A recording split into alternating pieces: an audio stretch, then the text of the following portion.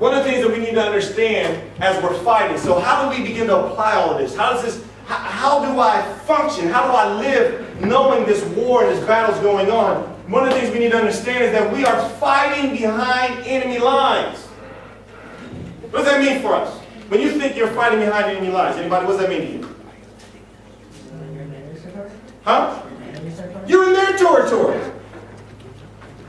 You ain't controlling nothing. You're in their territory. And so you better be ready because it's tough. Look at what Jesus says in John 15. If the world, what? You know that it hated me before it hated you. If you were of the world will what?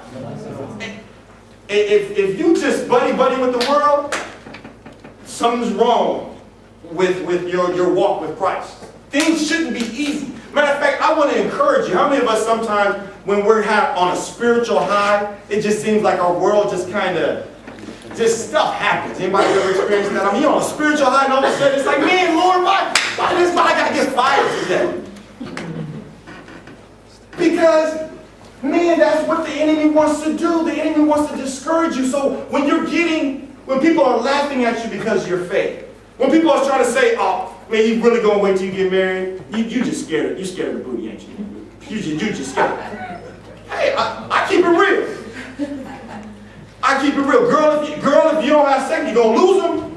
Oh, all that Jesus stuff. Come on, girl. I know you got needs. And so people will make you feel bad. People will make you feel ashamed. And so when we get persecuted for Christ's sake, when the world hates us for Christ's sake, we should say, man, praise God, I'm on the right track. Amen. Man, okay, Lord. Bless the Lord, I'm going in the right direction. If the world's saying, good job, maybe you're on the wrong road. You're on the broad road. So you want to be careful with that. Because you are not of the world, but I, what? Chose you out of the world. Because of this, the world hates you. Amen. Remember the word that I said to you, a slave is not greater than his master. If they, what? Persecuted me, they will also persecute you. If you keep my word, they will keep yours also. That's why they want to make you feel ashamed. That's why they want to persecute you, so you'll shut up. Because if you shut up, then I don't have to be reminded that I'm in darkness. If you can just go away, then there's no lightness to expose my mess.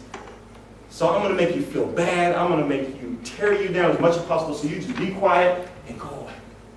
Because I just want to have fun, and I'm not trying to hear about all that other stuff. What does this mean for us? Again, we're in a hostile environment. That's what it means. When we turn on the TV, what is it? It's a hostile environment. It's not catered for Christians. Am I saying don't watch TV? That's not what I'm saying. I'm just saying when you understand that you're in a hostile environment, you are careful. Because at any minute, the enemy can come out. So you got to be really careful. So when we turn on the TV, it's a hostile environment. When we listen to music, we got to understand that it's a hostile environment. Understand something. Being in the music industry, one of the biggest and most important parts of the music industry is not the music. Do you know what it is? Image, which leads to marketing. Huh? Marketing. Man, I'll have the wackest song, but if I market it right, it will go platinum. And all y'all will have it on your boom.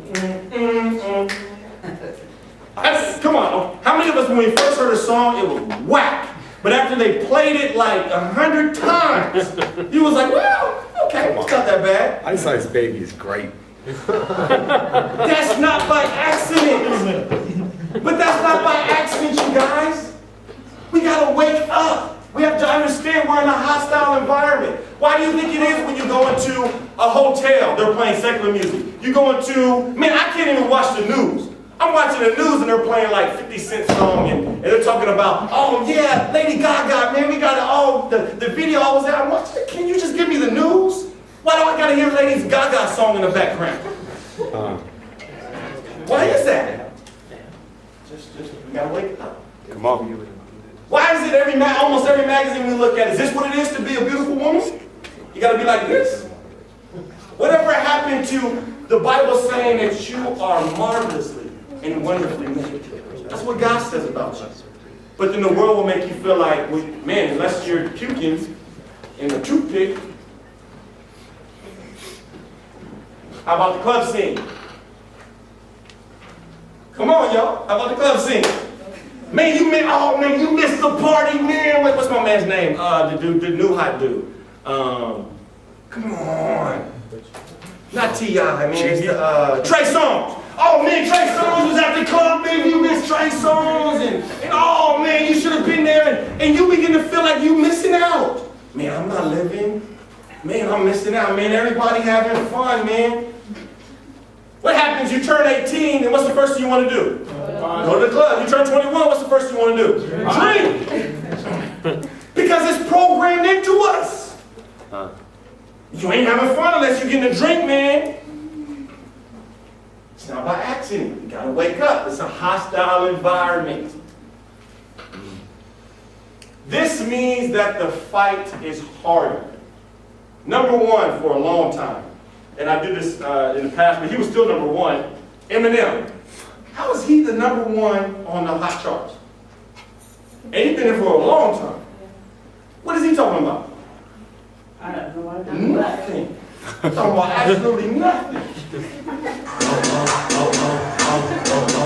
fell in love with Shawty when I seen her on the dance floor. She was dancing sexy, pop, dropping low,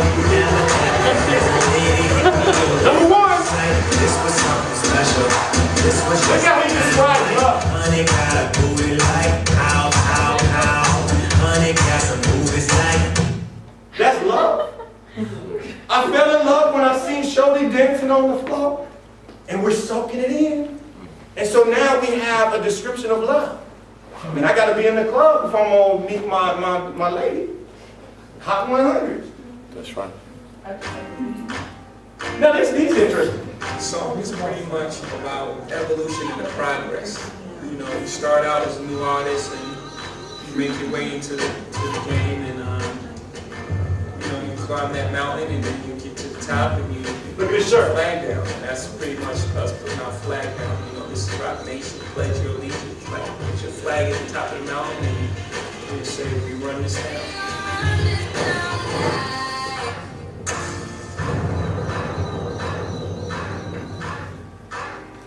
I don't know if you saw, but as he threw fire on the wall, can you see it? Oh, I hope it's not too dark.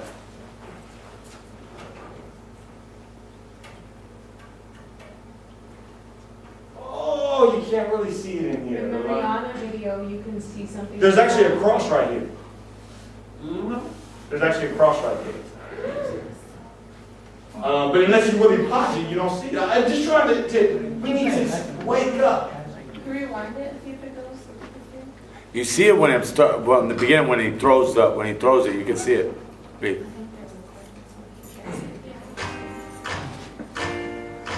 The song is pretty much about evolution and the progress.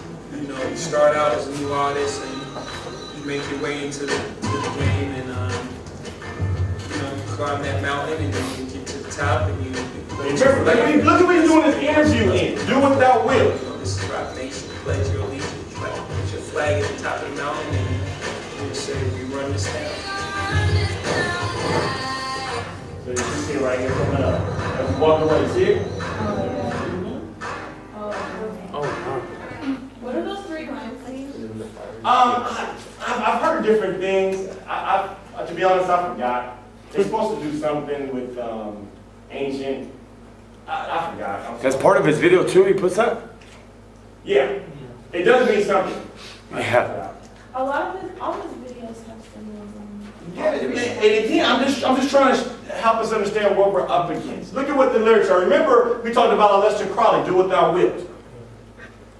That's Aleister Crowley. That's a Satanist teaching that has been carried on in a lot of different music, not just rap or hip hop, but it's been in rock, and it's just made its way through. Look at the lyrics to this, though. Think about it. And life is a game, but it's not fair. People sing this. I break the rules, so I don't care. So I keep doing what? My own thing. Do what thou wilt. We don't even know what we're speaking. We're just singing. Look what he says in another song. Hail Mary, Hail Mary to the city. You're a virgin, and Jesus can't save you. Life starts when the church ends. Wow. And people just listen to it. Wow. But they don't realize what they're listening to. Not only that. You know some of the stuff I listened to before I came to Christ? And that's part of being taught. That's part of Blunt, learning. Like, that one's like blunt. Like, Yeah, but also he also claims to be Jesus himself. He claims to be God because one of the songs But about he's- Alicia Keys. He claims himself to be man. He calls himself Jehovah. I mean, it's pretty simple there. Beyonce. Remember, we talked about that. Beyonce says on her album, I am Sasha Fierce. I am Sasha Fierce. All right, wait. Save it for the end. Save it for the end so we can keep going. Here we go. Here's the last one. Come here, rude boy, boy, can you get it up? Come What's here, the lyrics? rude boy, Number boy, one. you big enough. Take it, baby, take it, take it, take it, baby. Come here, rude boy, boy, can you get it up? Come here, rude boy, boy, you big enough. And she's just filling herself up right there too. I'm just saying, I mean, man, if I'm struggling with sex, trying to save myself from marriage, man, I'm struggling watching this. Can we just be honest? Serious, man. And so then we're wondering, why am I losing this battle? Why am I struggling in my walk with Christ? But what are we feeding ourselves with?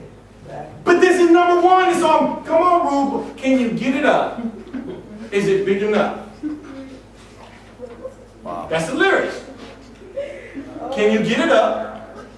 Okay. Number one. I'm just trying to say, who made it number one? We did. Am I saying that we're supposed to just take ourselves away from the world? We're just going to be in isolation and you know, hey, I'm not listening to you. Is that what I'm saying? No, that's not what I'm saying. God saved us and then placed us in the world so we can be a light in the world, but He wants us to be set apart. So that way we can be that light in the world. The word says, let your light so shine that others can see your good works and glorify your Father in heaven. You can't let your light shine if you're off in solitude. Now, I'm not saying that you got to let your light shine in the club. That's not what I'm saying. That's not what I'm saying either.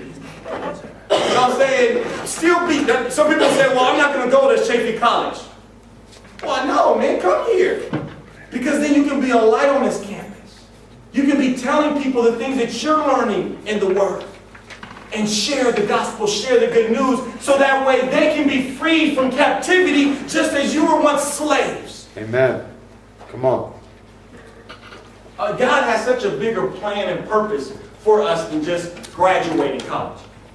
We're missing it. If that's what our main focus is while we're here. Yes, we're going to go to class, we're going to get good grades, but that's not my primary focus. My primary focus is to let God use me to be a light on this campus for Him.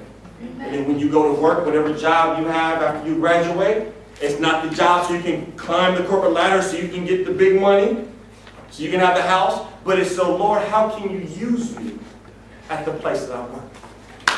God can use you while you're walking in the grocery store getting your groceries. But if we're not thinking about, God, how can you use me, then we're missing. So we have to ask, Lord, use me today. But today, we've become very comfortable